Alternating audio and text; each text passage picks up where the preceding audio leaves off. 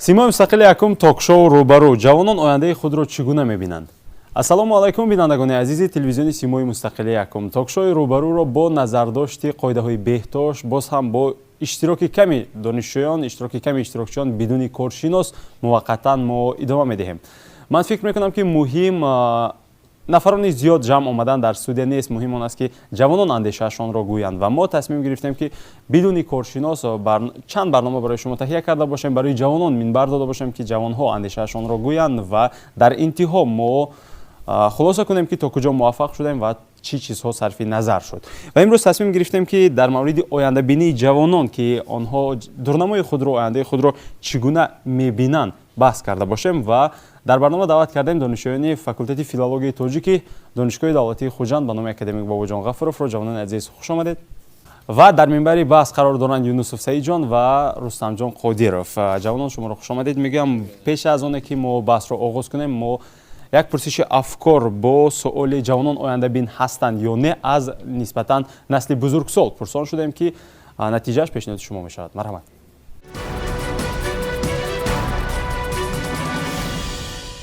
албатта чиқадр фаҳмедид?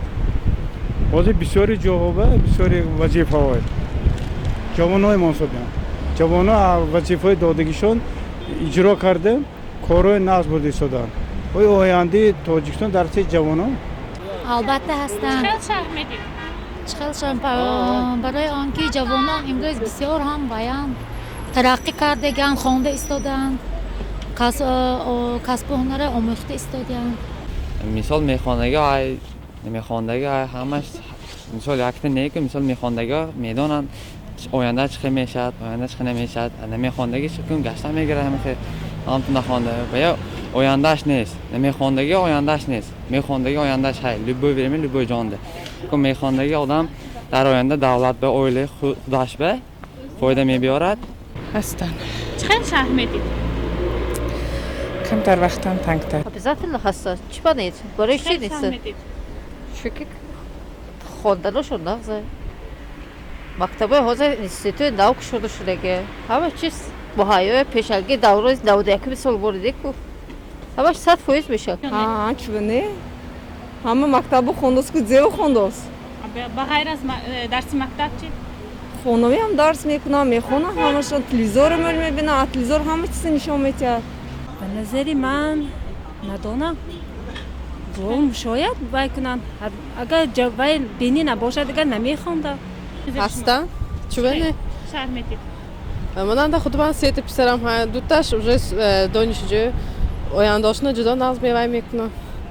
рассуждают. баъзе ҷавонон ояндабин баъзешон мушоҳида карда мешавад ки ояндабин оила намекунанд ояндашонро. намедонам хайр мехел чиқадр фаҳмедид? ҳамине. чӣ хел шартиам беодоб, беуслуб, бемасъулият ҳис намекунанд. бисёр чизҳо мушоҳида мешавад ки тозагиро риоя намекунанд, ҳурмат намекунанд калонсолая.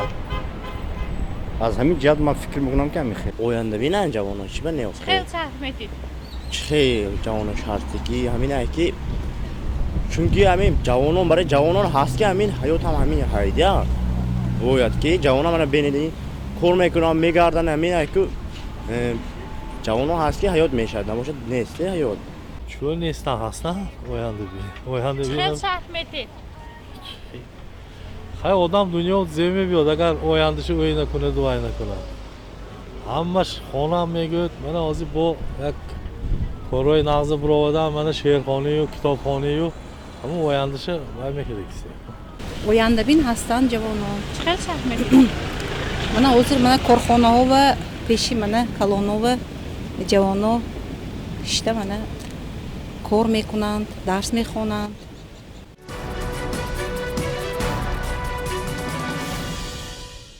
хуб, ташаккури зиёд.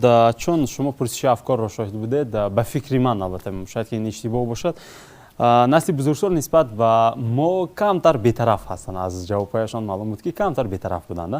хуб, ман пеш аз оне ки барои шумо гӯям ки мо ояндабин ҳастем ё не, ман мехостам аввалин суолро барои шумо ин гуна вогузор карда бошам ки аслан мо худамон ояндаи худ гуфта чиро мефаҳмем? Зери ҳамин мафҳум чӣ чиз дар назар ҳаст? ташаккури зиёд. Сараввал ҳар касе барои ояндаи худ пеш бурдан ё зиндагонӣ кардан орзу дорад. Орзу дар кадом ҳолат пайдо мешавад? Агар мо ояндаи хубро дуруст дида тавонем. Мисол ана ин ручка ҳаст. Ин ҳам як вақте фикр буд, орзу буд, вале ин оянда шуд. мо метавонем имрӯз мо ручка не, мо дигар чизҳоро истеҳсол кунем ва ба насли ояндаи худ вогузор кунем. Агар худ ҳам дида наметавонем, ба насли оянда вогузор карда метавонем. Ин орзуи мо аст ва орзуи мо ба оянда табдил меёбад. мегӯяд ки бузурге гуфта буд, агар ояндаи худро дида натавонед, шумо ба қуллае ки шумо аз пастӣ баландиро нигоҳ мекунед, агар онро шумо дар зинаи аввал истода болоро ҳаросед, шумо ба ояндаи худ намерасед, ба орзуҳои худ намерасед. бояд мо аввал зинае ки дар аввал истодаем, бояд то болора кӯшишу ғайрат кунем ва орзуҳои худро, қадамҳои худро мустақилона гузорем. ин аст ояндаи мо ва ин аст орзуи мо. ташаккур рустамҷон. хуб саидҷон чӣ мегӯяд? оянда гуфта, агар ҳар як ҷавоне ки барои ояндаи худро дида тавонад, ба пеш худ орзу, яъне мақсадҳои худро гузошта, мақсадҳои худро гузорад. агар он ҷавоне ки ба пеш худ мақсад нагузорад ва ояндаи худро агар интихоб накунад, дар зиндагӣ душвориҳои хеле зиёд мекашад. орзу ин мақсад оянда ин орзу аст ва мақсадгузорӣ аст. мақсадгузорӣ аст. бале. хоб бошад. иштирокчиёни азиз, шумо чӣ фикр мекунед? аслан мо ҳамин зери мафҳуми ояндаи худ чиро мефаҳмем зери мафҳуми дурнамо? аввали дидор салом аз субҳасан калом. салом арз менамоям ба ҳар яки шумо. хуб, ояндаи ҷавононро чӣ гуна эҳсос мекунед, чӣ гуна тасаввур мекунед? вақте ки инсон ояндаи худро фикр намекунад, ояндаи худро намебинад, он инсон инсони комил нест. бинед, дар байни мардум сухане ҳаст ки ин сухан бениҳоят дағал аст. барои чӣ? барои он ки мегӯянд хонда чӣ шудӣ? лекин дар ҳақиқат як бор фикр мекунем ки вақте ки ду инсонро мегузорем, яке хондааст, яке нахондааст. фарқ байни ду инсон чӣ аст? бинед, вақте ки як кас савол медиҳад, дар ҳақиқат вай он ҷавоберо медиҳад ки интизор набуд. а вақте ки ба нахондагӣ савол медиҳанд, вай фикр мекунад, ин чӣ аст, намедонад. ба ман ҳам ин яъне ҳодисаҳо шуда гузашт. вақте ки ман хуб, яъне шумо бар он назар ҳастед ки нафаре ки мехонад дар муассисаи таҳсилоти олӣ ӯ ояндабин буда метавонад, аммо нафаре ки дар бозори панҷшанбе нон мепазад ояндабин нест. албатта метавонад, лекин ба он қадаре ки мисол дар мактабҳои олӣ мехонанду худ кӯшишу ғайрат мекунанд, ба фикри ман он қадар ояндабин шуда наметавонад. бошад. вале нафароне ҳастанд ки аз онҳо дида беҳтар фикрронӣ доранд.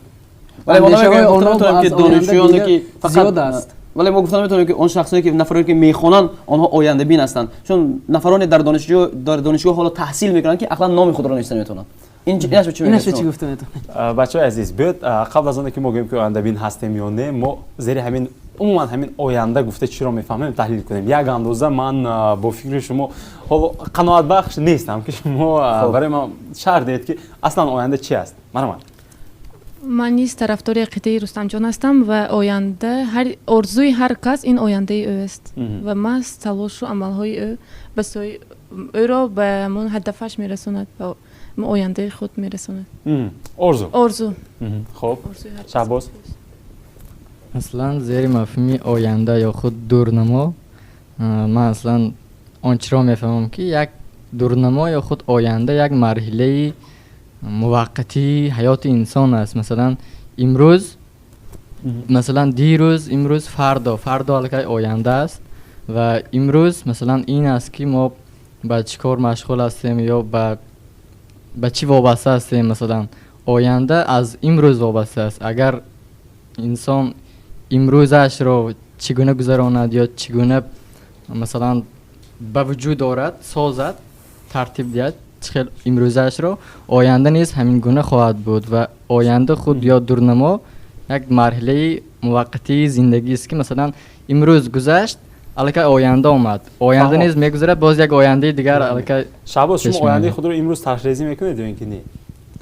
тарҳрезӣ карда метавонам. хуб, бошад. ягон иловаи дигар ҳаст? бону марҳамат. ояндаи ҳар кас ояндааш дар дасти худи ост. ҳар кас метавонад ояндаи худро бисозад. ояндаи ҳар шахс дар дасти худи ост. ташаккур. хуб, ҷавонҳои азиз, мо як андоза барон андеша омада расидем ки оянда ин орзу ҳаст гуфтем. хуб танҳо бо орзу кардан мо метавонем ки ояндаи худро созем? Не. бузург гуфта буд одами дар зиндагӣ не ба андози орзуҳояш балки ба андози кӯшишу лаёқате ки дорад комёб муваффақ мегардад. бояд инро ҳам гуфт ки фақат орзу карда дар як ҷо нишастан ин ба орзу расидан нест. бояд арзами орзу кардан бояд аз паси орзу амал кард. чун чӣ қадар одам кӯшишу ғайрате ки дорад ба орзуи худ мерасад. не ба он ҷере ки орзу дорад танҳо. бояд кӯшиш ҳам кард. ба ояндаи мо расидан ва ояндаи бузург расидан ин кӯшишу ғайрат аст. ташаккур рустамҷон. бед мо дар оғоз як андоза гуфтем ки масалан мо фарқ байни хонда ва нохонда гуфтем, каме баҳс ҳам кардем ки худи оянда чӣ аст ва чӣ гуна инсон метавонад ки ба оянда мушарраф шавад. хуб бед ман барои шумо суол гузорам ки воқеияти имрӯза чӣ гуна аст ки имрӯз мо ҷавонҳо метавонем ки ояндаи худро тарҳрезӣ кунем, дида тавонем ё ки не. бахшиш қабл аз он ман барои бинандаҳо хотиррасон мекунам ки соли 2018 мо вобаста ба ҳамин мавзӯъ наздик мо дурнамои ҷавонон барномае таҳия карда будем, барномаи рӯбарӯ, ва имрӯз гӯем ки идомаи мантиқи он барнома ҳаст гӯем ҳам хато намекунем. хуб марҳамат рустамҷон, саидҷон чӣ мегӯед? мо воқеияти имрӯза чӣ гуна аст? воқеияти имрӯза дидгоҳи ҷавонон нисбат ба оянда қаблан ба солҳои гузашта беҳтар аст, вале ҳоло ҳам мо ба итминони комил гуфта наметавонем ки ҳамаи ҷавонон ояндаи худро хуб дида метавонанд. чун имрӯз ҷавононе ҳастанд ки фақат дар паи айшу ишрат ҳастанд, дар паи маишату рӯзгузарони худ ҳастанд, вале аз паси он маблағҳое ки падар модар ба онҳо медиҳанд кайфу сафо карда гаштанд. мо 100% гуфта наметавонем ки ҷавонаҳои мо имрӯз ба пуррагӣ ояндабин шудаанд, вале дар дохили аз 100% метавонем 80%, 70% ҷавонон ҳастанд ки ояндаи худро фикр мекунанд ва метавонанд ояндаи худро созанд. саидҷон чӣ мегӯяд? мо метавонем аз ҳамин лаҳза ояндаи худро интихоб карда бошем. ин ояндаи худро интихоб карда метавонем ба он мақсаде ки агар орзу кунем ва ба ҳамон умед бандем ва ба ҳамон умеде ки бастем ба ҳамон амал кунем, ояндаи худро таҳрезӣ карда метавонем. хуб иловаҳои дигар ҳаст? марҳамат.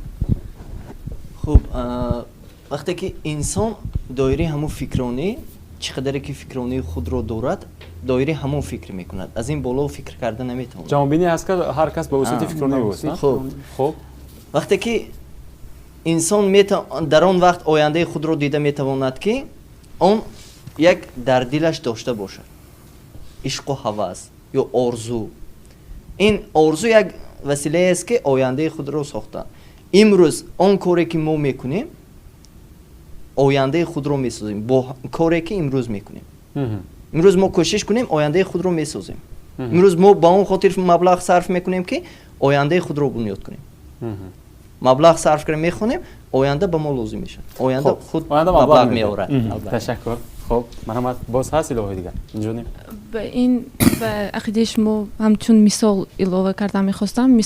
дар мисоли боғбоне ки барои гирифтани ҳосили хуб дар зимистон дарахташро яхоб мекунад ва ин метавонад тамон дар тобистон меваи хуб диҳад. меваи хуб диҳад. ташаккур. хуб ҳаст иловаи дигар? чун сухан дар бораи воқеияти имрӯз рафт, мо бояд дар хотир орем ки масалан солҳои гузашта ҷавонон дар чӣ фикр буданд, шояд ояндабин бошанд ё имрӯз ояндабин шуда тавонистанд ё худ солҳои пештар таҳрезӣ карда наметавонистанду имрӯз албатта ин нисбатан аст таҳрезӣ карда метавонистагӣ шуданд. ман ба фикри рустамҷон ҷониб дорам ва мегӯям ки ҷавонон имрӯз нисбат ба ҷавонони гузашта дирӯза масалан фарқ доранд, яъне андак ояндабин шудааст. масалан насли гузашта нисбатан ояндабин набуданд нисбат ба мо. ин хулоса аз куҷо аст? бо кадом далел инро шумо собит мекунед? масалан озмунҳо шуда истодааст. озмуни масалан фуруғи супи доноӣ китоб аст. яке аз бузургтарин озмуни илму маориф дар соҳаи илму маориф дар осиёи миёна гӯем ҳам хато намекунем. ин аллакай ба ҷавонон як тақвияте бахшид, як таъсире бахшид ки бояд онҳо ояндаи худро созанд. имрӯз масалан сармоягузорӣ кунанд ба ҳамин озмун масалан ояндаи худро. саволи шумо солҳои қабл барои ҷавонон мегуфтем ки оё дарс хонем ё мактаб хонем, мегуфтанд не ман намехонам, аз синфи 9 мебаромаданд. чаро? чун мехостанд Россия раванд, Русия раванд, ба Русия муҳоҷирати меҳнатӣ метавонанд. ولی امروز میگم که جوانان بیت به روسیه میریم اکثریت آنها میگن نه روسیه نمیریم چون یک سال یک ماهینه پتیت میسپرداشون آن خراجاتی که در روسیه میکنن از همینجا کار هم کردن میشود و اگر علم آموخته باشند میتونن جای کار رو در همین تاجیکستان هم یابن. فهمو ببینید رستم جان همه شما بران اندیشه هستید که امروز ما جوان‌ها آینده بین هستیم نه روزه هستیم همه شده نمیتونن همه آینده بین البته همه شده نمیتونن اما در سطح ضروری هست یا اینکه نیست در سطح ضروری 50 به 50 بله خب ببینید دوستان من میگن که مثلا نسبت به جوان‌هایی که قبلا درس میگفتن 4 5 سال پیش امروزه گویم که دانشجویان نسبتا سست هستند. بله سست هستند. چرا دانشجوی پیشتر از آن میکشیدن میخوندن امروز یک سیستمی که در دانشگاه ما جاری کرده است ما رو تنبل کرده است چیست این سیستمی همون کردیتی که است که بسیار از خودم سر کرده تا به دیگران تنبل کرده است ما یک ماه اگر درس خوانیم 28 روز بازی کرده میگردیم و 2 روزی ماندگی امتحان تیاری میبینیم تست میخونیم و میریم بازی میکنیم تست میسپاریم و میبریم با همین یک ماه دیگر آزاد هستیم.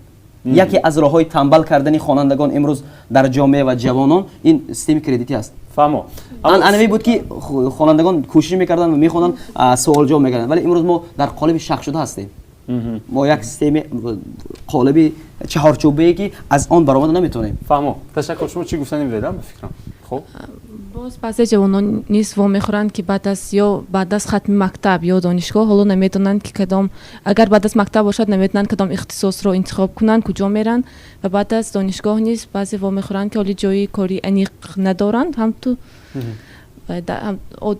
و یگان مقصد درس میخونند مثلا و مقصدی خود رو ندارند. جوان‌های عزیز امروز امکانیت هست برای مثلا ما طرح‌ریزی کردن دورنمای خودمون امروز امکانیت ها هست یا اینکه نیست همین رو من میخوام از شما بفهمم که هست امروز امکانیت هست در زمان امروز امکانیت هست از طرف معارف مکتب ها و مکتب های علاوگی ساخته ایستادن یعنی برای پیشرفت جامعه و برای خوانندگانی که آینده خود را ساخته میتوانند مکتب های کسب و هنرها ساخته ایستادن از همین سبب جوانان میتوانند آینده خود را ساخته توانند وقتی که آنها کسب دوست داشته دارند میان در اینجا تحصیل میکنند و آینده خود را با واسطه همون خوب کرده میتوانند. پس چرا مثلا از همون امکاناتی بوده ما استفاده کردن نمیتوانیم؟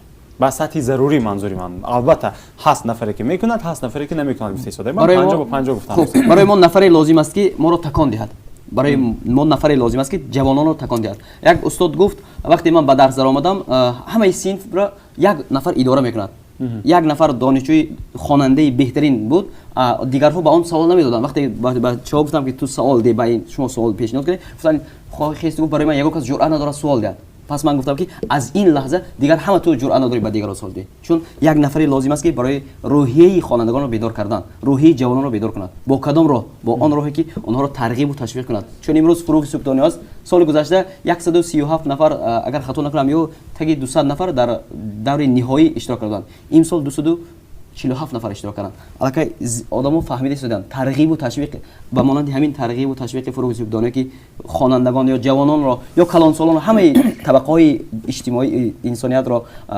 بیدار کرده است آنها برای خواندن کوشش کردند باید برای جوان‌ها هم یک آدمی لازم است یک نفری لازم که آنها را بیدار سازد تا بتوانند ایده و نقشه‌های خود را تحریزی کنند. جوان‌ها خودشون نمیتونن که میتوانند هستند ولی باید یک نفری تکان دهد تا بیدار سازند.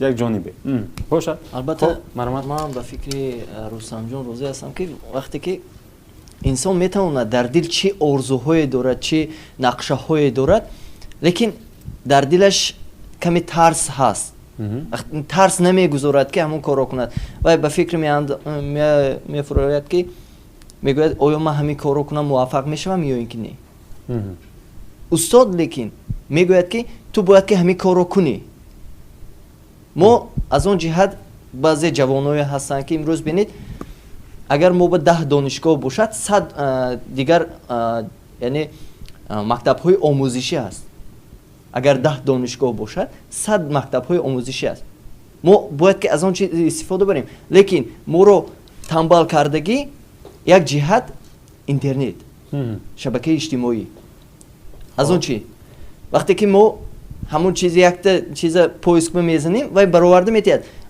اما ما جستجو نمیکنیم دیگر از کتاب ها جستجو نمیکنیم ما از این سبب شدگی تنبل نشدیم لیکن ما همین از اون سبب که ما خودمون کار نمیکنیم ما جستجو نمیکنیم ممکن که وقتی که ба шабакаи иҷтимоӣ мезанем ва на он қадар ҳамаш дуруст аст, воқеият дорад. лекин он китобҳое ҳастанд ки воқеан айнан ҳамон чиз ҳаст. дуруст, тарзи дурусташ. фаҳмон. Ташаккур. бошад, марҳамат. ҳаст андешаи дигаре. хуб, мешунавем. محترم جناب عالی در پیامشان که سنه 22 دکتر سال 2016 تاکید نموده بودند جوانان آینده ملتند.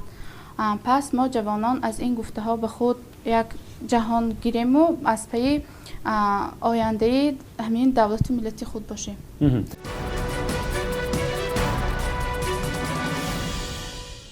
تشکر جوانهای عزیز. بیاید من این گونه برای شما سوال گذاری میکنم. ما کمی دور رفته ایستادیم که بازگشت آمده ایستادیم. اصلا ما در مورد آینده حرف زده ایستادیم و تقسیم بندی هم کردیم. هستن نفرانی که آینده بین هستن، هستن نفرانی که آینده بین نیستن. بیاید از خود ما حرف میزنیم که ما آینده خود رو چگونه میبینیم اصلا. خب مثلا رستم جان خودش رو در کجا میبیند؟ سعید جان خودش رو در کجا میبیند؟ ما چگونه میبینیم آینده خود رو امروز؟ البته درست است که هر کس چون در بالا ذکر کردیم هر کس آینده خود را دیده و تحریزی کرده، نقشه خود را تحریزی اگر از همین روز بکند و در آینده خود را میسازد. من آینده خود را هر صبح وقتی که از خواب بیدار شدم نقشه هایی که در پیش کشیدم، آرزوهایم بزرگ است ولی به آرزوی بزرگ رسیدن زمینه لازم است. چون اگر از خردترین نقطه ها شما آغاز کرده تا به بزرگترین نرسید، شما یک بار از میان در آمده به آرزوی بزرگتان نمیرسید.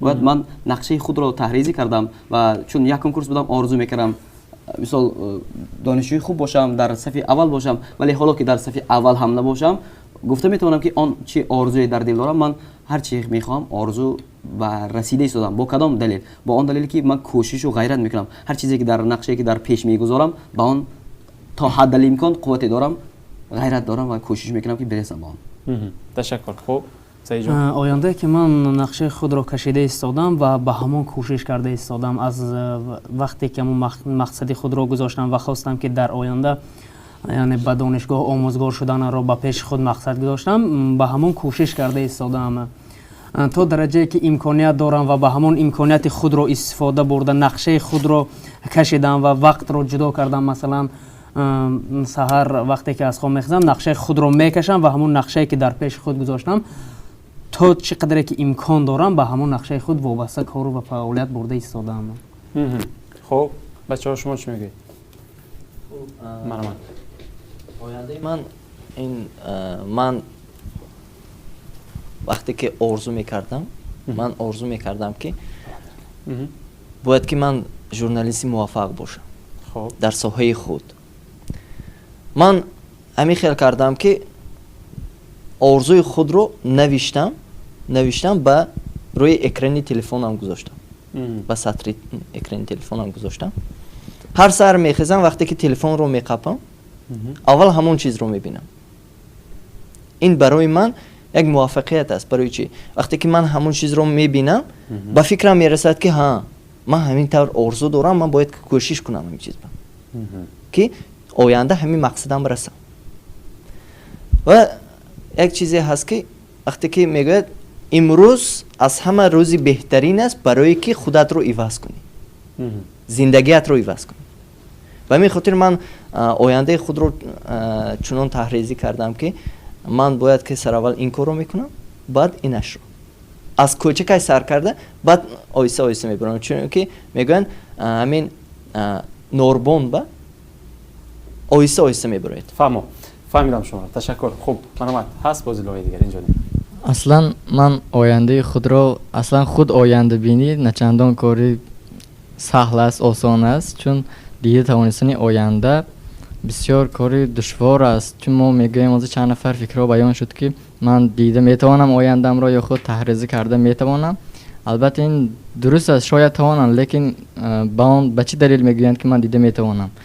به فکر من البته جوابش هم معلوم است که به اون دلیل میگویند که امروز حالت امروزهشان را دیده میتوانند و وابسته به این حالت امروزهشان میگویند من آینده خود را دیده میتوانم. البته این اندک درست است، من فکر میکنم که چندان درست نیست، چون که همین روز مثلا پوره امکانیت نمیدهد که ما آینده خود را دیده توانیم و خود نیز در ردیف عقیده و فکرهایی که جوانان بیان کردن گفته میتوانم که من آینده خود را دیده метавонам, албатта ки пурра не. Масалан, чигуна метавон ояндаро пешгӯӣ кард ё дида тавонист. Албатта бо ҳолати имрӯзаам ки масалан имрӯз донишҷӯ ҳастам, дониш меандӯзам, оянда ба ягон касб интихоб мушарраф мешавам ва ин аллакай оянда аст барои ман ки ин як фикри кӯчак аст ки барои ман имконият медиҳад ояндаи худро созам ё бинам. барои ҳамин ман ояндаи худро ончунон дида метавонам ки масалан имрӯз донишҷӯ ҳастам, оянда ба ягон кор фаъолият мушарраф мешавам. ҳамин гуна аст оянда. чун сарварҷон низ гуфтанд ки ақидаи дуруст баён карданд ки ман орзуҳоямро дар мизи телефонам ҷойгир кардам. яъне дуруст аст ки масалан ҳар боре ки мебинад орзуашро албатта паи ҷустуҷӯю паи амалигардонии орзуяш мешавад. албатта ин орзу яке аз ҳадаф ё воситаҳои ба дида тавонистани оянда аст ки масалан инсонро ба ҳамон дараҷа мебарад ва ояндаи худашро месозад. ташаккур Шаҳбоз. бинед бачаҳои азиз, мо албатта наметавонем гӯем ки мо паго дар куҷо ҳастем ё дар кадом сатҳ ҳастем, аммо ҳатман мо дар гӯем ки бо умед чун зиндагӣ мекунем ва орзу ҳам мекунем, мо тарҳрезӣ мекунем ки мо масалан дар куҷо худро дидан мехоҳем. шумо гуфтед ки дар куҷо худро дидан мехоҳед. биёед барои ман ба ин суол посух гӯед ки меъёри дида тавонистани орзуҳои шумо чи аст? масалан шумо оянда як нафаре мехоҳад ки масалан шоир бошад, як нафаре мехоҳад ки чизи дигар бошад. масалан аз рӯи кадом принсип интихоб мекунед ояндаи худро? аз рӯи кадом принсип шумо мехоҳед ки бо ҳамон роҳ равед? масалан як нафар гуфтанд ки дар экрани телефонҳоям ман насб кардам орзуҳоямро ва сӯи ҳамон равон ҳастам. ин аз рӯи кадом принсип аст ана ҳамин орзуҳоро гуфтану ана ҳамин чизро маҳз интихоб кардан? бузурги ҳам гуфта буд, одамӣ вақте ки дар дилаш як орзу пайдо мешавад, расидани агар дар дилат орзуи пайдо шуд, бидон ки тавоноии расидани онро дар вуҷудат худованд дидааст. ҳар кас ки ба қодрати орзуе ки дар дил дорад, дар вуҷуди он худованд дидааст ки орзу бехуд аз осмон намеояд. орзу аз роҳ ба монанди ягон боде намебиёд, вале орзу он аст ки аз роҳи ҳақ мебиёд ба дар дили ҳар як нафар. ва ҳама дурустиву нодурустии орзуро чӣ хел муайян кунем? мо метавонем муайян кунем. вақте ки орзу ҳар кас президент шудан мехоҳад, ҳамае ки наслҳои дар рӯи замин ҳастанд мехоҳанд президент шаванд, вале аз дохили онҳо як нафар мешавад. дар кадом роҳ президент мешавад? дар он роҳе ки адолат дошта бошад, дар он роҳе ки кӯшиш кунад ва дар он роҳе ки илм омӯзад. китоб донишгоҳест, мо ҳамеша дар он донишҷӯ ҳастем. ҳамин хел аст. вақте ки мо аз китоб омӯзиш мекунем, вақте ки мо қувваи худро ҳамеша, агар одамӣ ҳар субҳ хеста вақте варзиш мекунад, варзиш барои зеҳнро тақвият додан кӯмак мерасонад. зеҳни одамӣ кушода мешавад ва вақте ки орзуҳои худ дар зинаи орзуи вақте дар як ҷойнчо қайд мекунем ва ба он амал мекунем, аз кадом роҳ амал мекунем? ҳамон роҳҳое ки 10 нафаре ки ҳаст барои мо, мисол дар ҳамон роҳ расидааст, мо бояд омӯзиш кунем. ҳамон нафаре ки ба ин роҳ расидан, ба кадом роҳ расидан? мо бояд дар аз сатҳи онҳо, мисол як нафар журналисти беҳтарин шудан мехоҳад, бояд бидонад ки 10 нафар журналисти беҳтаринро таҳқиқ кунад ва онҳо бо кадом роҳ расидан. бояд мо ҳамон роҳҳоро тай намоем ва ин аст ба расидан ба орзу. خب باشد رستم جان، مرحمت. خب بیاید الهی هست، اگر نباشد من به دیگری سوالی دیگر میگذارم. مرحمت. کدام کاتگوری رو شما به این نوبت گرفته از روی کدام معیار مثلا آینده خود رو تحریزی میکنید؟ شما گفتید که در تلفنم نصب میکنم آرزوام رو. پیدایش همین آرزو، معیار انتخاب انا محض همین آرزو از کجا است برای شما؟ در حقیقت وقتی که من سراول من آرزو میکردم که وزارت کارهای داخلی کار کنم. من راستیگه یک راهی معینم نبود. وقتی که صنف 11 بودم، بعد یک استادم به من گفتن که تو آن کسب رو انتخاب کن که در آینده تو به همون ساحه موفق شوی، در آینده تو با همون ساحه زندگی خود رو پیش بری. بعد من گفتم استاد من باید چی کسب رو انتخاب کنم؟ بعد گفتن خودت انتخاب کن. با من هیچ یگان کسب رو یعنی پیشنهاد نکردم استاد. بعد استاد من اومدم گفتم استاد من همین خیلی وینی به کار میدارم. بعد گفتن نه. بعد گفتم اومدم گفتم من پروگرامیست میشم، برنامه ساز. گفتن نه. بعد فکر کردم گفتم من قابلیت هم میرسد که من باید ژورنالیست شوم یا آموزگاری زبان ادبیات. زیرا که من از همون کودکی آرزو داشتم که من باید که راوی شوم، مدیاتور. یعنی سخنران. بعد اومدم استاد بگفتم که استاد من همین کسب ژورنالیستی پیش گرفتم. بعد استاد گفتن که انا در حقیقت فهمیدی که تو به چه قابلیت داری. بعد من در همون لحظه در دلم مهر پیدا شد به کسب ژورنالیستی. فهمو. خب ببینید یعنی کاتگوری انتخاب این آینده زندگی هم نقش گذارد. البته. ولی من میگم که کاتگوری انتخاب اون نیست که ما زندگی هم خوب گذرد. ولی من وقتی یکم کورس سال 2016 مکتب میانه رو ختم کردم و در چه کلاس به تربیت جسمانی درآمدم. فیلیالی سید مومن رحیموف که در چه کلاس است کالج آموزگاری. من وقتی تربیت جسمانی میخوندم وقتی با دوستانم که در فیلولوژی تاجیک صحبت میکردم هرگاه آنچنان فیلولوژی رو با من تعریف و توصیف میکردن که من در دوره مکتب خانم حتی 4 نگرفتم از زبان تاجیکی، فقط 3 میگرفتم یا 2 میگرفتم. ولی آنچنان آرزو آنچنان تعریف های آنها به من تاثیر کرد که من تربیت جسمانی رو پرتافته باز از سری مرکز ملی استفاده اومدم و در فاکولته فیلولوژی تحصیل دارم. درست است که هر کس راه خود را انتخاب میکنه ولی یک نفر برای آن سبب میشد که از یک راه به دیگر راه گردد. کدام راه خوب است وقتی دوستانی خوب در اطراف داشته باشیم. برای من یک سبب شد که با تلفن صحبت کردن با دوستانم من به فیلولوژی تاجیک داخل شدم. البته ببینید وقتی که همین چیز رو میگوید این یک کس ما رو بیدار میکنه. لیکن ببینید وقتی که ما با پدر مادر ما هم صحبت میشیم بعضی پدرهای هستن بعضی مادرهای هستن که میگویند تو این کسب رو انتخاب کن تو آینده کلان میشوی. مثال کسب به زبان روسی گوییم وینی. همه میگویند ها من وینی شوم آدمی کلان میشم یا اینکه میگویند تو بیزنسمن شو تو شخصی بیزنسمن شوی شخصی موفق میشی. لیکن اون شوقی که در دل دارد وقتی که همون دانشجو در دل شوقش دارد همون کسب بیزنسمنی و اگر شوق نداره چه خیلی بیزنسمن میشه. آیا درست است که همین چیزا یک نفر بیدار میکنه؟ البته درست است. من برای شما چی گفتم که یک نفر ما رو بیدار کرد و ما اومدم در امروز در هم ساحه ژورنالیستیک با اکاسلم جان همکاری داریم گاه میبینم در برنامه‌شون و گاه در مکتب هم تجربه آموز میریم آموزگاری درس دادیم از عهدهش میبریم. درست است که هم آموزگار میشید و هم وقتی که سخن را آموختید اکثرا در کوچه ها میگویند که امروز شما وقتی در کجا تحصیل میکنی گویم زبان ادبیات مرد هم آیا زبان ادبیات میآموزد ولی وقتی که ما نسل‌های آینده رو تربیت نکنیم کی تربیت میکنه؟ وقتی که درست است که ما نسل‌های آینده رو تربیت نکنیم وقتی ما گوییم که نه من تاجر میشم من کیهان‌آورد میشم من لیاچی میشم هر کی را بهر کاری ساختن مهری او را در دلش انداختن. درست است که هر کی را بهر کاری ساختن. البته من وقتی که این سخن‌ها رو من دائما هر روز میشنوم که آیا تو ژورنالیست شد زندگی خودت رو پیش برده میتونی؟ آیا معلمی زبان ادبیات یک معلمی شده؟ همین سوال آیا شما میتونید که زندگی خود رو با همین کسب البته من میتونم.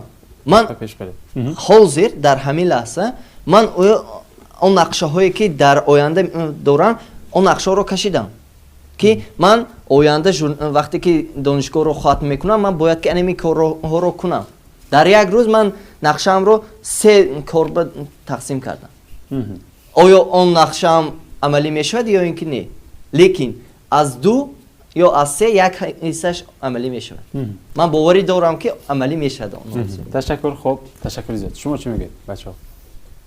من به فکر من برای همچون انتخاب کردن مثال کسب به هر یک شخص نقشه ایدئال میبازد. هر یک شخص ایدئالی خود را دارد. مثلا من در مجموع کسب نه آینده مثلا اون چیزی که شما میخواید که آینده در همون سمت فعالیت کنید زندگی کنید همون دارایی رو داشته باشید چیزی که نباشد آینده که شما انتخاب کرده شده از روی کدام معیارها شما از روی کدام پرینسیپ ها انتخاب میکنید و میگید که من خودم رو در همینجا دیدن میخواهم. من اصلا حاضر خودم رو همچون متخصص مثل ساحه زبان و ادبیات تاجیک میخوام آموزگار باشم و همون نسل های آینده رو تربیت کنم و برای من این بهترین کسب است. و برای انتخاب این کسب نیست به من همچون راهنما و گفته اینها راضی هستم که نقشه استاد بسیار میبازد. تشکر. خوب مرحمت. شما چی میگید؟ چرا شعر مینویسید شعباز؟ اصلا شعر نوشتن یا خود با شعر سر و کار گرفتن به کس چی گویم یک شوق است یا انسان رو به گویا به وجد می آورد مثلا شعر نوشتن یا خود شعر خواندن.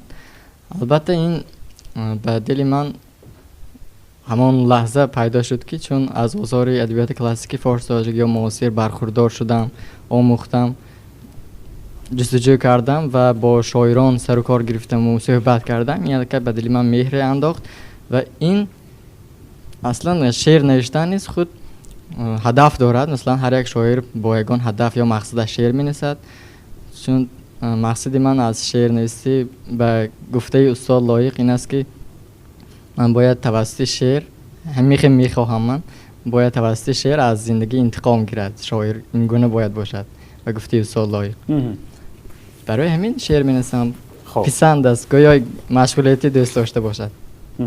و آینده میخواد که در همین سمت شما فعالیت کنید؟ آینده میخوام در همین سمت فعالیت برم، شاعر باشم.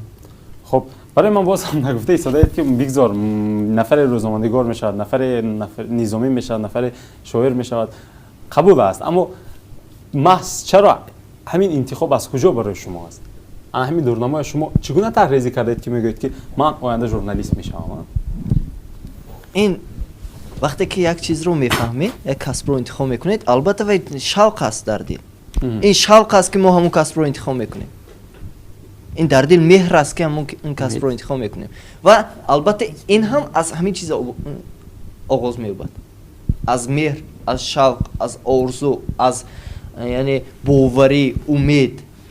من نگفتم که مثال، من نمیگویم که مثال آینده ممکن که من همیشه موفق میشم، لیکن من امید دارم، باوری دارم که من همیشه میشم. من نمیدونم که اون آرزویم عملی میشود یا اینکه نه، لیکن من امید میبندم. تشکر. خب رستم میگن که از کسی بود مساز کوچکترین خطای او میتواند آسیب بر تو رساند. باید زیاد از کسی امید نداشته باشیم، باید بجز آنی که خدا ما و بجز آنی که ما رو آفریده است باید ما امید بر خود داشته باشیم و آرزوی خود رو امید بندسته کوشش کنیم. باز هم که میگویم در زندگی آدمی باید با تلاش و غیرتی که دارد کامیاب موفق میگردد. امید و رسیدن آن آرزوی ما هم این ایدئال است. هر کس در زندگی ایدئال دارد. میتواند ایدئال یک پردمید باشد، میتواند یک شخص باشد، میتواند ایدئال یک تلفن موبایل باشد برای یک شخص که ایدئال است که یا یک چیز دیگر. هر کس در زندگی و راهبری خود را دارد، ایدئال خود را دارد که از همون الهام میگیرد و شوق میگیرد. فهمم. خب امید، آرزو، امید و باوری هست که ما امید و باوری و آرزوی هست که ما کوشش میکنیم. به جانبی همون کوشش میکنیم. خب باشه، تشکر. جوان عزیز، بیاید کمتر برمیگردیم سری مسئله هایی که ما در آغاز بحث کرده بودیم. ما گفتیم که هست نفرانی که دورنامه خود رو طرحریزی میکنند، آینده خود رو دیده میتواند، هست نفرانی که نمیبینند.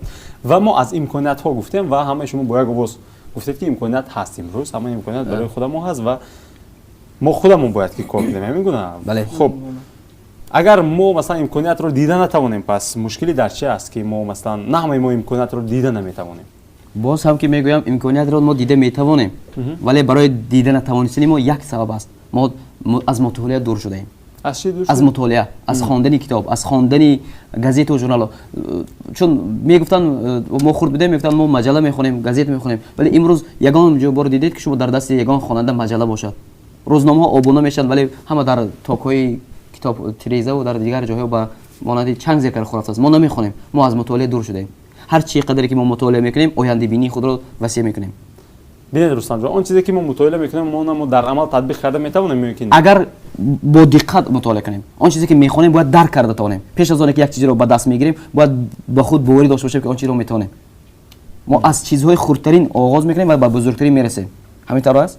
شما هم در وقت دانشجو بودید از برنامه ها اشتراک کردید و امروز به یک ژورنالیست موفق گویم هم آماده رسیدید. ما هم باید آینده بین شد و آینده خود رو همون وقت درک میکنیم که باید مطالعه کنیم.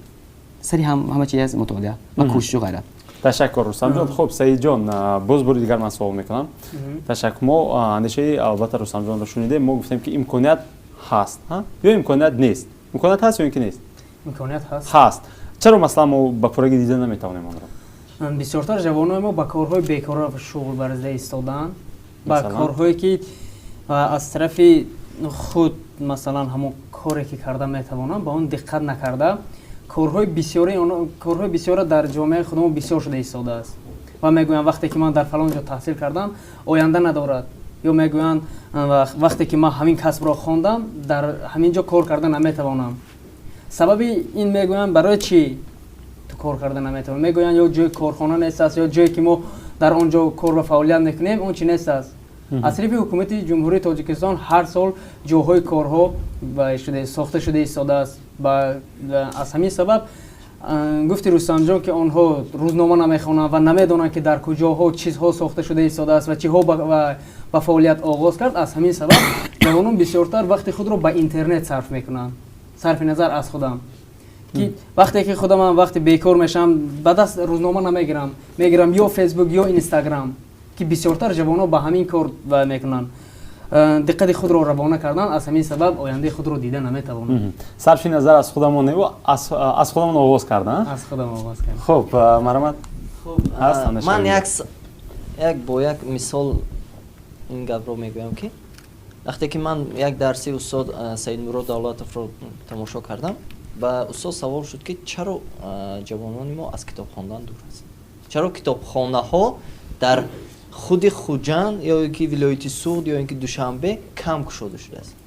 баъд устод гуфтанд ки шумо мебинед ки дар ҳақиқат дуруст астин, букмерский клубҳои букмерский бинед чӣ қадар ҳаст, китобхонаро бинед.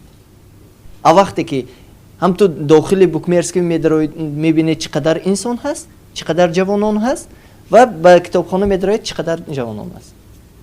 аз ин чиз бармеояд ки мо ҷавонон аз он имкониятҳое ки мо ба ҳаст мо истифода бурда натавониста истодем. моро он чизе ҳаст ки ба ҳисоби ки маблағҳои муфт мо одат кардем ба маблағҳои зудбиё. лекин як чизро дар хотир доштан мо лозим аст ки вақте ки он чизе ки зуд мебиёяд ба осонӣ меояд, ба осонӣ баромда меравад. мо а вақте ки бинед мо агар соҳиби илм мешавем, китоб меомӯзем, китоби бадеӣ агар 400 саҳифа бошад, мо агар дар байни ҳамон 400 саҳифа агар 100 саҳифаш ё ин ки 50 саҳифаш ё ин ки 10-15 саҳифаш дар хотири мо истад, мо агар ҳамон 10-15 саҳифаш кам бошад ҳам дар ҳаёти худ татбиқ кунем, бениҳоят як тараққиёт мешавад дар ояндаи худ. мо чӣ хеле ки инҷо сухан дар оянда рафт, тараққиёт мешавад дар ояндаи худ мо истифода бурда метавонем. қабул. ташаккур, саломат бошед. хуб, марҳамат. бузурге гуфта буд ки агар худро дида метавонистагӣ бошӣ, ба оина нанигар, ба оина назар накун, ба оинаи дарунат назар кун ки ту дар дохилат чӣ дорӣ, дар ботинат чӣ дорӣ масалан. пас аз ин гуфта бармеояд ки хулосе ба оянда расида тавонистан ё худ ояндабин будан. аллакай нафаре ки ояндабин ҳаст, таҳризӣ карда метавонад ояндаашро, аллакай мекӯшад ки ба оянда бирасад. масалан чун Сарварҷон орзуяшонро гуфтанд, ман боз такрор мекунам ки орзуяшонро навиштанд, аллакай ояндаро дида тавонистанд ки ман бояд ба ҳамин орзуҳоям мерасам. лекин чӣ гуна расида тавонистан дар кор, инҷо саволе ба миён меояд. ва гуфтанд меъёрҳо ё худ принсипҳое ҳастанд ки инсонро ба орзуяшон мерасонанд ва аллакай орзуе ки расид, аллакай оянда аст. оянда фикр мекунанд ба орзу расидан. ва ин принсипҳо ё худ меъёрҳо, воситаҳо масалан чун худашон низ қайд кардан умед боварӣ аст, умед боварӣ масалан умеду боварӣ, орзу ва саъю кӯшише ки худашон доранд. ин аст ки ба ояндаи худ мерасонанд. баъд як чиз ногуфта намонад ки ба оянда расидан масалан нафаре ки сафар мекунад аз як ҷо ба ҷои дигар, албатта ба он ҷо мерасад, худ итминон дорад, бовар дорад ки ба он ҷо мерасад, лекин ба он ҷо рафта расида тавонистан аллакай вақт мегирад ва бояд масалан раҳтӯша гирад барои он ҷо расида тавонистан. ва ба ояндаи худ расида тавонистан ё худ ба орзуи худ расидан низ ба кас водор месозад ки бояд мо раҳтӯша гирем. раҳтӯша яъне чӣ? чун ман дар оғоз гуфтам, оинаи дарунатро бояд зебо кард ва бо ин метавон раҳтӯша баст ва роҳ гирифт сӯи оянда. чун умед ҳаст, боварӣ аст, саъю кӯшиш ҳаст, орзу ҳаст, яъне ка мебарад ба оянда ва амалӣ кардани орзуҳо, расида тавонистан ба оянда вобаста аст ба раҳтӯшае ки онҷо сафар дорад ба оянда. ташаккур Шабоз. хуб ҷавонҳои азиз, охир он суолро барои шумо гузор мекунам, ин хулосаҳои шумо мешавад. боз ҳам мо гуфтем ки китобхона, қариб ки ҳама шумо гуфтед ин чизро, барои ояндабин шудани ҷавонҳо боз ҳам чӣ чизҳо, чӣ корҳоро бояд анҷом дод ба фикри ба андешаи шумо? бо як ҷумла ҷанбаст мекунам ки барои ояндабин шудани ҷавонон боз ҳам устодоне зарур ҳастанд ки онҳоро бедор созанд. барои мо ҷавонон боз ҳам мегӯям устодони нафароне зарури ҳастанд ки барои моро бедор созанд ва он чизе ки дар вуҷуди мо ҳаст бояд берун оранд. آتش است این بانگ نایو نیست باد هر کی این آتش ندارد نیست باد در وجود هر کس آتش است باید اون آتش را بیدار کرد که کوشش کند و غیرت کند آینده خود را ساختند. همه جوان ها می توانند که آینده خود را سازند. آینده در دست ما جوانان است گفتن پیشوای ملت. بله درست است ولی باید ما جوانان بیدار شیم. آن زمان نیست که سالهای گذشته 92 باشد که ما در خواب غفلت باشیم. اگر که نفری خواب باشد آن را بیدار کردن درست آسان است ولی نفری که خود را به خواب زده است آن را بیدار کردن مشکل است. ما باید از خواب بیدار شویم، از خواب غفلت رفته بیدار شویم. من برای تمامی تماشابینان میگم که جوانان میرسونم که از خواب بیدار شوند. تشکر. آینده خود را سازند. تشکر. خوب منم گفتی رستم جان به هر یک جوان تکان دهنده لازم است که از خواب غفلت گفتی اینا از خواب بیدار کند و شوقی که در دل خود دارد همان را بیدار کند. یک واسطه. خوب تنها همین. خب من یک چیز رو گویم دو مثال هست. یکم انتخاب استادی بهترین استادی که واقعا بهترین است. دوم از علم و تکنیک های زمانوی با خبر شدن زیرا که امروز آنچنان علم و تکنیک های برآمده ایستاده است که ما تصور کرد نمیتونیم و استاد ما رو تکان میدهد ما با انما علم و تکنیک هایی که امروز ترقی کرده است میآموزیم.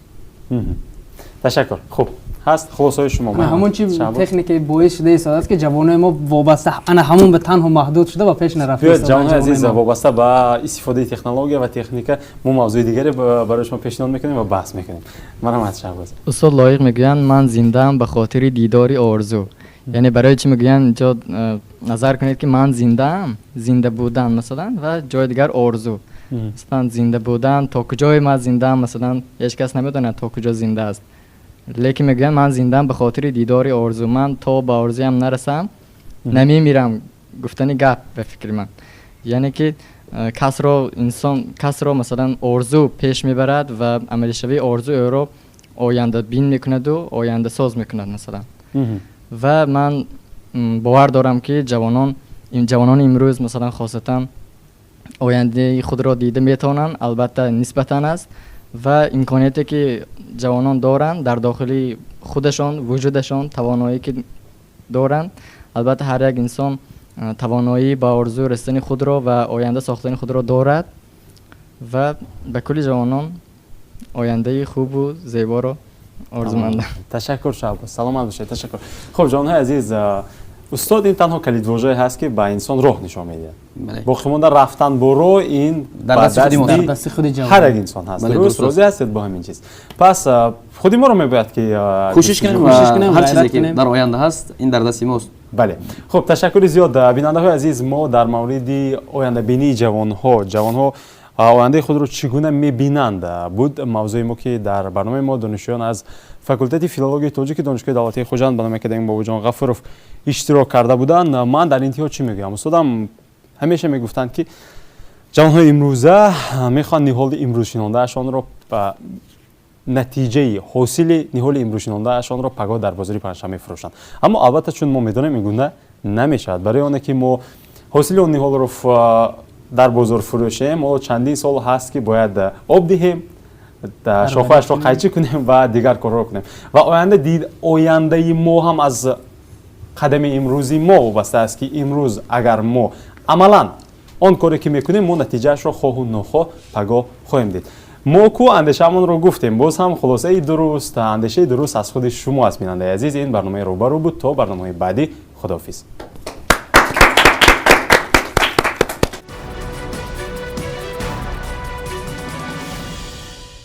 استاد جان چی خلاصه ها اون چیزی که ما محاکمه کرده بودیم به فکر شما تا کدام اندازه ما مشرف شدیم؟ تشکر. من بسیار خوشبین هستم. امروز برنامه که شد واقعا بسیار زنده بود. بحث ها بود. جوانان شناختنی موضوع اگرچه در آغاز کمتر دور رفتن در مورد آینده بینی اون رو با آرزو آمیزش دادن و گاه از موضوع کی رفتن و خوشبختانه شما توانستید که جریان صحبت رو مستقیم نگاه دارید. گویم آنهایی که در منبر بودن بسیار فعال هم بودن، مثلا مخصوصا رستم جان که چندین مرتبه برنامه ما اشتراک میکند، این مسئله بسیار خوب گفت که مثلا در برابر آرزو باید کوشش کنید که و آینده خود را دیدن است. اگر مثلا انسان آرزو کند برای رسیدن به اون باید کوشش کند. مثلا معلم فرزانه بسیار یک حکمت عجیب دارن، میگن که آرزو شیرین است، عملی شدن آرزو شیرین است، اما راهی رسیدن به آرزو باز شیرین تر، چون که همین مرحله به اگر بگویی چی خوجند گویی مگر توی خوب است اما تویش نقص. بله، بنابر همین جوانو باید ان همین لحظاتی گوییم رسیدن به ان همون آرزوهای خودشون، آینده‌ای که اونها به نقشه گرفتن باید برای رسیدن پیش از همه کوشش کنن. ان همین چیز کمتر گفته شد و بیشتر در آخر مثلا رستم جان ذکر کردم. من حاصل برنامه رو چنین می‌حسابم که اصلا در آینده بینی جوانان باید نسل کلانسال بسیار خدمتگزار باشد، برای آنکه همین عادی‌ترین تشبوسی کودک نورس جوان رو باید کلانسالان دیده توانند و خوشبین باشند، نمی‌توانی نگویند بلکه مصلحتی درست داده توانند، بینند که ذوق جوان کجا می‌رود. ما بسیار برنامه کردیم در مورد مخالفت نسل ها، گذر این چنین است، همچنین خواهد ماند چنین رنگ جهان، اما نسل کلانسال همیشگی باید با اون اعتراض گوییم، با اون گوییم شوخی های جوانان باید مراسا کرده تواند، چون که آنها زمان جوان بودند که پدران آنها مادران آنها را طاقت کردند. برای چی امروز آنها این چیز را دیده نمیتوانند؟ برای آنکه امروز جوانان بسیار جوانان فعال هستند. فقط یک چیز دیگر من بسیار اندیشه کردم، مراسم همین درونی بر حاشیه‌ای صحبت ما من ذکر میکنم. گفتم نمیدونم من نظر شما پرسیدنی هم مسئله به نگاه کنید، گذشتگان ما شرایط نداشتن اما کارهای بسیار بزرگی را انجام دادن. در ما شرایط خیلی خوب است اما کارهای بزرگ کم است از جانب جوانان. و رستم جان یک گپی عجیب گفت. رستم جان گفت به نظرم کدامش گفت که اینترنت ما رو تنبل کرده است. گپ درباره چی است؟ اینترنت فضای خوب است برای گوییم آموختن، اما مثلا نرم اون سرویس های جستجویی که مثلا یک کلمه رو گفتیم، یک گوییم یگان چیزی رو ما پیدا کردیم، کتابی رو پیدا کردیم، هم تو جستجو میکنیم و الکی روی دستی ما هست. اما وقتی شما کتابخانه میروید، کتاب ها رو ورق میزنید، صحیفه ها رو میکشید، آنجا معنی شما در روند گفتگو باز به دیگر مسئله های دیگر نیز روبرو میشوید. یعنی حکمتی کاغذ زنده و کتاب زنده بازم گوییم جایگاه خودش هرگز گم نکرده است. در مورد ما از موضوع وای نمیریم، در مورد آینده بینی و جوانان امروز آینده خود رو دیده ایستادن. حتی اینجا سرور گفتن که من به نقشه میگیرم، نقشه میکشم، اما همونجا یک کلمه گفته نشد که برای اون کوشش میکنم. باید کوشش باید باشد برای اون که همیشگی و رسیدن به آینده نیک باید با نیت نیک باشد. به خاطر چیزی مثلا من اگر نظامی شدم یا اگر مثلا من یگان کارمندی یگان مقام بلند دولتی شدم، نیتی من باید خوب باشد. یکم نیت من باید برای مردم منفعت رسان شوم، من برای منفعت خودم نه، برای شرایط زندگی خودم بهتر کردن نه. اگر این گونه باشد بگذار تاجر شود، همه روزی مییابد، همه روزی شرایطش خوب میکند. بله، نظر شما چی؟ تشکر استاد. من تنها میخوام یک نقطه رو ابراز کنم که استاد بسیار سپاس برای خوشبینی و نیک نظری شما. کمتر از موضوع بسیارتر نسبت به دیگر برنامه امروز فکر میکنم که ما بیرون برآمدیم. همین استاد تمام. لیکن به هر صورت من بار دیگه میگم که بچه‌ها خیلی آزاد بودن. من گمان میکردم که اگر اینجا یک نفر کارشناسی که حتی میان سال اگر میبود، جوانها کمتر خودداری هم میکردن. بگذار مقصد ما برای جوانان منبر دادن است، بگذار آنها گویند، جوانای دیگر آنها رو بینند. یعنی امروز من نگاه کنید بعدی برنامه مثلا جوانا گفته استادن که استاد اگر من از شما ببینم شما من دستگیری میکنید، برای چی دستگیری نکنیم؟ اندیشه خوب باشد او رو باید دستگیری کرد. آنگاه مثلا هر یک از وظیفه خودش در جمع اجرا کرده حساب می شود. تشکر شما. تشکر.